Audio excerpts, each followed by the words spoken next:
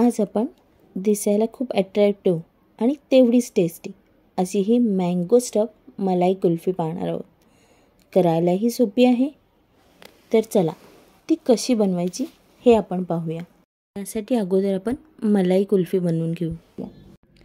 इथे मी 1.5 लिटर फुल fat cream दूध घेतलेले आहे। दूध आपल्याला पसरट भांड्यामध्ये घ्यायचे आहे, त्यामुळे ते लवकर आटते। फास्ट गॅसवर दूध चांगले उकळून द्यायचे आहे। दुधाला उकळी आली की आपल्याला ते चमच्याने हलवून घ्यायचे आहे। आता एक 20 ते 25 मिनिट फास्ट गॅसवर सतत असे हलवून बाजूला कढईला लागलेली साय या दुधामध्ये मिक्स करून आपल्याला हे दूध आटवून घ्यायचे आहे। ही बाजूला कढईला लागलेली साय जर आपण या दुधामध्ये मिक्स करत राहिलो तर आपल्याला मस्त क्रीमी असे टेक्स्चर मिळते। इथे मी 25 ते 30 मिनिट छान दूध आटवून घेतले आहे। दूध बऱ्यापैकी आटले असले तरी आपल्याला ज्या कन्सिस्टन्सीमध्ये हे दूध हवे आहे ती कन्सिस्टन्सी अजून दुधाला आलेली नाही, तर आपण बारीक गॅसवर हे दूध असेच राहून बाकीची तयारी करून घेऊया। इथे मी कुल्फीमध्ये थोडेसे बदाम आणि थोडेसे काजू, तुम्ही तुमच्या आवडीप्रमाणे जे ड्रायफ्रूट्स तुम्हाला ॲड करायचे आहेत ते करू शकता।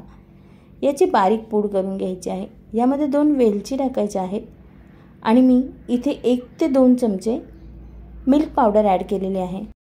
याच्याने आपली कुल्फी मस्त क्रीमी अशी बनते।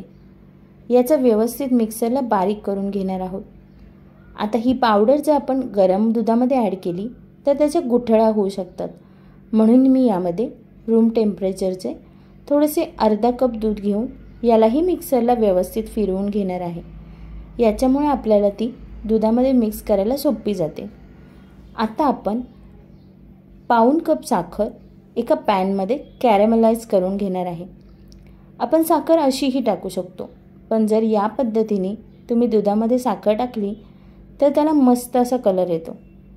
इथे साखर पसरवून त्याला अजिबात हलवायचे नाही जोपर्यंत आपली साखर विरघळायला सुरुवात होत नाही।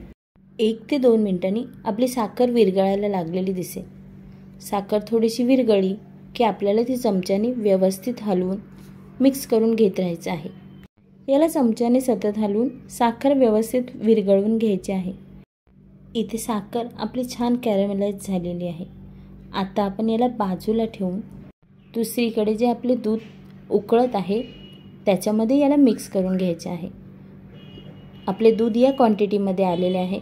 यामध्ये अगोदर मी काजू आणि बदामची पेस्ट ॲड करून घेते आहे। या छोट्याशा फ्लेवरमुळे आपली कुल्फी खूप टेस्टी आणि रिच अशी बनणार आहे।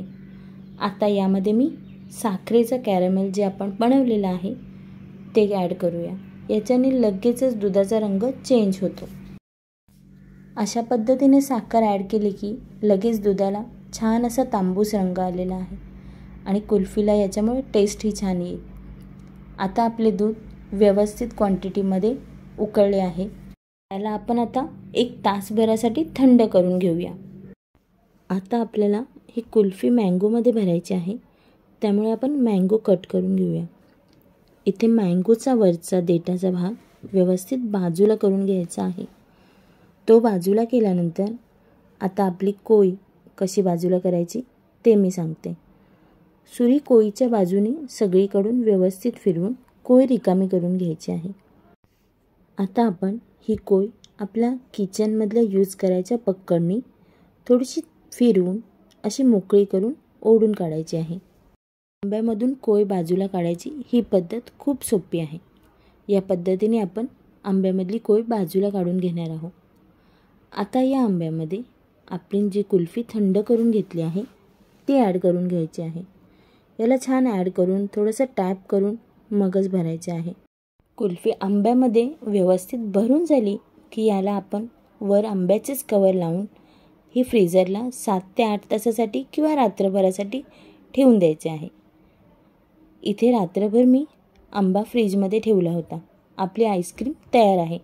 याला बाजूला काढून कट कसे करायचे ते मी दाखवते। अशा पद्धतीने पोटॅटो पिलरनी आंब्याची वरची साल व्यवस्थित काढून घ्यायची आहे।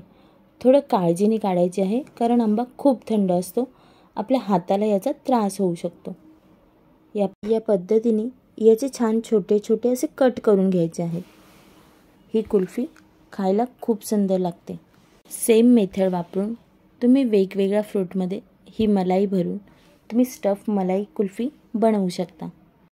तर अशा नवनवीन आणि टेस्टी रेसिपीज पाहण्यासाठी रोहिणी स्पेशल रेसिपीला नक्की सबस्क्राईब करा, लाईक करा, शेअर करा आणि कमेंट करून आपल्या प्रतिक्रिया कळवा। आणि हो, आपल्या बिझी शेड्यूलमधून वेळ काढून माझा हा व्हिडिओ पाहिल्याबद्दल थँक्यू।